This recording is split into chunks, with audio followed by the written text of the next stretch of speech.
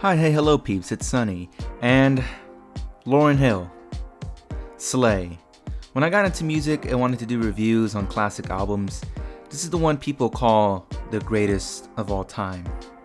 Either that or To Pimp a Butterfly or Radiohead, which we'll get to down the road. But still, this is highly regarded and respected as an all-timer. But why though? Well, peeps, we're gonna uncover why this is, as this is Lauryn Hill's only ever solo record, and I'm curious to see if it is that good. Hell, maybe even become my favorite. So, let's not waste any more time and uncover how the miseducation of Lauryn Hill deserves its praise in this album review.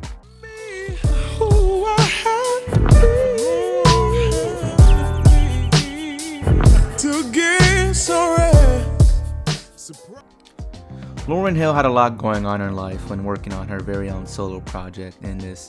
As for those not in the know, she was a very well-known individual in the music scene due to her being a member of the musical act The Fugees, whatever the fuck you want to call it, forming a relationship and becoming pregnant, collaborating with other artists, and reflecting on her life experiences. She's utilized a lot of influences both in life and musically into this project that we shall talk about now. The literal intro song called Intro is nothing more than a sort of setup for what we should expect from this project. And already it's incredibly unique for only a simple 40-second audio bit that lays the foundation. It's great with its very tiny sample of a dreamy instrumental and setting up such a creative element of this with utilizing an audio recording of a seemingly elementary school setting of a teacher educating kids on the concept of love. That is utilized throughout the LP, that is great in aiding to this album's overall concept and narrative.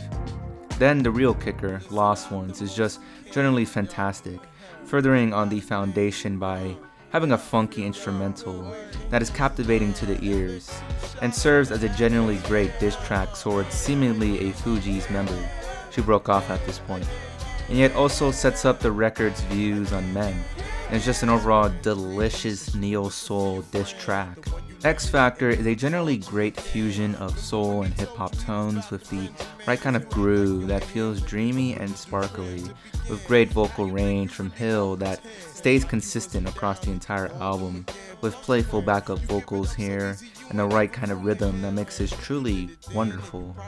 To Zion with a feature by Carlos Santana is a personal favorite of mine, as it utilizes his powerful acoustic play and blends it well into the luscious melody that has a really crisp mix to it, and a gratifying hip-hop production that is catchy and memorable that I can see myself revisiting a ton. Doo-Wop That Thing is of course a well-known highlight from this project, as it is quite damn catchy and just grabs your ears and fills it with joy. Once again, the same incredible vocals, sound, chorus, and even a greater diss to men, which, as of a male myself, I see as a W. It's just fun and has the right kind of energy, and my favorite of the school bit, with bringing up men who aren't loved. And when I say that, I mean men and women. And, well, I am one of those people. Except I love myself, so, yeah. Superstar does a great job at continuing the flow of this, as it feels distinct, feeling like a total girl boss song, not just in its rhythm and straight rapping from Hill, yet its sparkly and charismatic tone that hones in on its celebrity ideal. Final Hour kind of works well as a part 2 to the prior track, as it continues the idea of stardom being utilized as a weapon, and Hill's wordplay here works effectively here with the idea of the final hour being a dooming threat, seemingly of the album's closing minutes that are incoming, and a great overall melody when it hurts so bad. When It Hurts So Bad is the one song that truly hits the soul, man. What I love so much is how the flow and overall style of each song, though they all stand individually well, all have a fun childish edge to it. Yet as we get closer and closer to the end, the writing gets more mature and adult. Not darker, mature, with this one presenting Hill as being heartbroken from being fooled by a man she loved dearly that is quite relatable and emotional. I Used to Love Him with a feature by Mary J. Blige is yet another great part 2 to the prior song, as sort of her reflecting on her actions and pain and sorrow, and it really hits home with a melody that enhances her creative emotions rather than the writing itself, and works great. with a fantastic piano thrown in there. Forgive Them Father is yet another fantastically mature song, detailing her wishing for men, even those who've wronged, to be forgiven, as she understands we're all human and share pain. And it's a great song reflection that can apply to all sides of people, with the right kind of exploration of her creative gold sound-wise. Every Ghetto, Every City is a very positive vibe song that is greatly switched up as it details her missing her childhood days, with greatly unfolds the concept of this record. It's sort of split up into two sides, of one being her young adolescence and the other of her mature adult reflections. And this song greatly portrays and hones in on this idea. Nothing Even Matters, with a feature from D'Angelo, is a much more proper R&B tune that is generally sweet in the soul influence and has a great back and forth between the two, and the idea of how nothing truly matters, and sort of how that's when love truly prospers with that realization.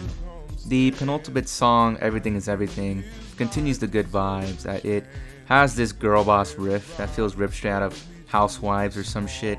Now, positivity is the key for a better future and better love, which really hits home and leads us into the final song. There are two hidden tracks, Can't Take My Eyes Off and Tell Him, which are two great two-parter songs of her falling for a man deeply and wanting to tell him her truth, which are great songs, especially Tell Him as a personal favorite. Yet I see them as fun little side songs either before or during the record's narrative, or could be an epilogue, which I think if it were would be kind of depressing due to the core idea that I at least take away from the LP as a whole and its closer, The Miseducation of Lauryn Hill. The closer hits all the right boxes for just a great song in all of its element. Yet what makes this the necessary closer for this project as a whole is in its idea that I personally feel while listening, is the idea of self-love that I think really makes this LP hit not just on a high note, but on the right note.